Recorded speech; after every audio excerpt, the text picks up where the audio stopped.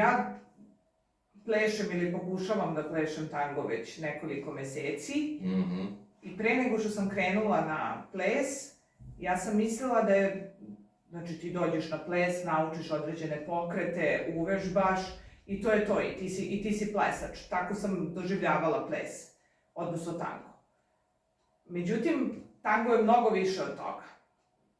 Tango jeste filozofija, ali tango je i osjećaj. I početni stav u tangu je takav da ti staneš preko puta svog partnera i onako noge su ti zabijene u pod kao da pokušavaš da onako prigrliš zemlju svojim stopalima, a sve zarad toga da bi ti napravio balans i osetio tu, kako oni zovu, osu, koju treba da imaš sve vreme dok igraš tango. I tango se pleše po osjećaju. Naravno, tango ima svoja pravila, svoje pokrete koje ti učiš kroz taj kurs.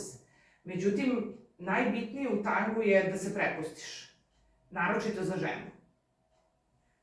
Ja lično sam tango najbolje plesala onda kada sam najmanje razmišljala o toj nekoj tehnici pokreta koju smo mi naučili. Jer isto kao kod tebe što smo malo pre pričali, da prosto to što si ti sve meni pričao na ovom kursu javnog nastupa, sva ta pravila, ti se negde usade u neke engrame tvog mozga i jednostavno nekako prirodno ti dolaze prilikom javnog nastupa.